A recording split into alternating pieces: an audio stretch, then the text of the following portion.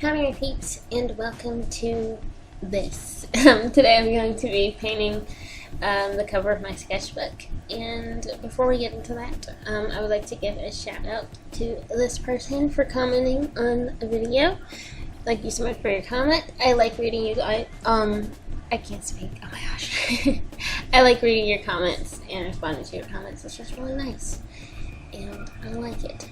Also, in case you missed the video that I uploaded on Thursday, I have a Patreon account now, so, like, if you'd like to support me, you can head over there and you get some stuff like, early access to video, like a week ahead of time, and, wallpaper for your phone, and behind the scenes stuff, community posts, stuff like that. So if you're interested in that, I'll put a link to that in the description so you can check it out if you want to. But anyway, I asked in last week's video for some tips on how to paint a sketchbook cover, and this lovely individual right here commented and gave me some tips, and I really appreciate your tips. And one of the things they mentioned is that I should use gesso to kind of prime the surface of the sketchbook, but I don't have any gesso, and I wasn't sure if it was be worth buying because I don't know if I would use it again, so instead I just painted over the sketchbook with just white acrylic, like a thin layer of white acrylic, and like, okay, here's the thing about that.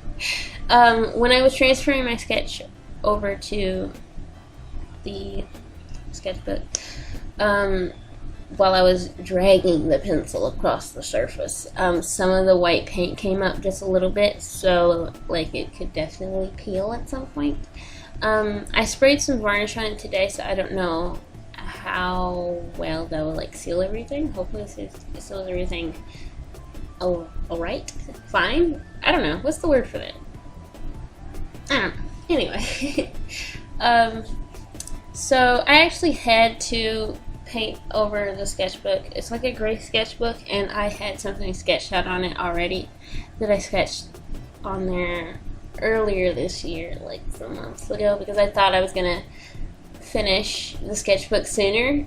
And like, I feel like this is super relatable. Like, you draw something and then like a little while later, or maybe a long while later, you're just like, oh my gosh, what is this? I don't like this anymore.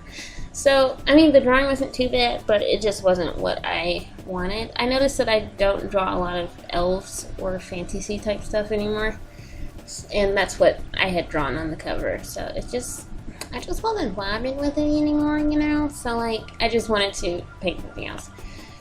And I didn't really have a plan either, so I kind of just winged something. That sounds weird. I didn't have any reference or anything. I just sketched something out in my sketchbook, and then I transferred it over to the computer, edited it a little bit, like made sure things were lining up properly, and enlarged it, and then printed it out. And here's a tip.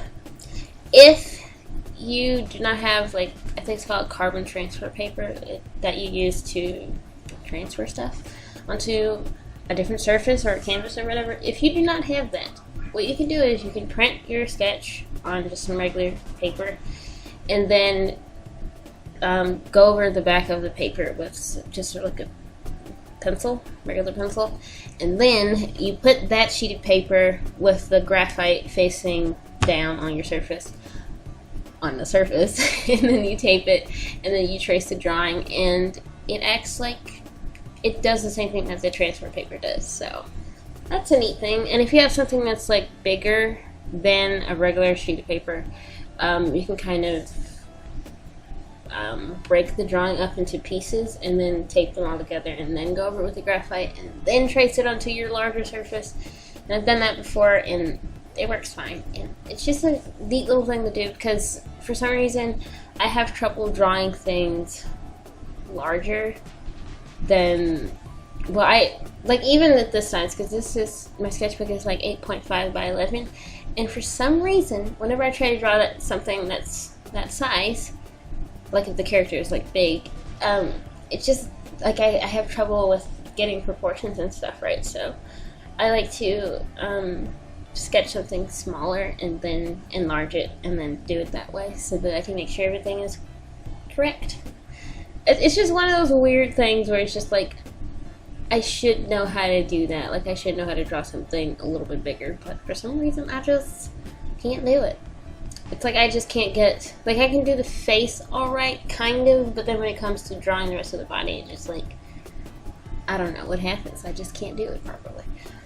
Also, I didn't mention this, but I'm using acrylic. I'm using Liquitex Basics, I think it's called.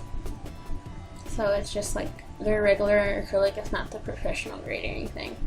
And the thing that the person suggested when they commented was that I use a thin layer of paint. And since I didn't have any gesso, I did want to make sure that I kept the paint pretty thin. And I did. There's like a couple of spaces in her hair where the paint is just a tad bit thicker, but for the most part everything's pretty thin.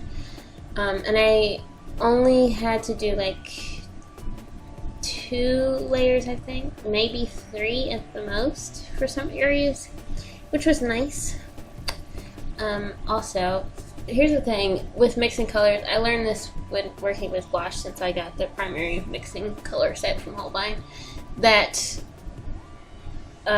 like, you can't just mix any old red with any old yellow. Like, you have to make sure that they're both warm or both cool.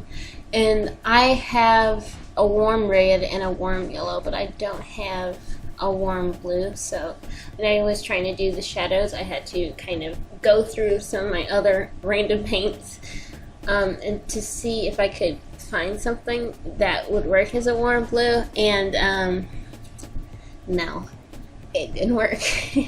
So the shading on her shirt is kind of dull and not really what I wanted, but I didn't really have much of a choice because I didn't have the correct color of paint, so oopsie. I have to invest in some primary mixing colors for my acrylics, but I don't really use acrylics often, so maybe I shouldn't, and maybe I should just keep struggling with mixing colors. But anyway, this was a pretty chill painting, this one here, because usually I associate acrylic paintings with spending a lot of time on it and mild stress, because it's not a medium that I use a lot. And actually, since switching to Liquitex Basics paint, I find it's easier. Like, I don't have to layer as much, but when I was using, I think, Artistik, I had to layer the paints a lot. So of course, having to constantly layer things, it takes a lot longer to paint because you have to keep going over the same area. Oh, no, not that cool. And I didn't really have to do that. Like I said, I only had to use like 2 or 3 layers, so all it. Anyway, I really like how the drawing turned out. Here it is, right here. This is it without the varnish. The varnish adds like a nice little gloss over it, so just imagine this, but shiny.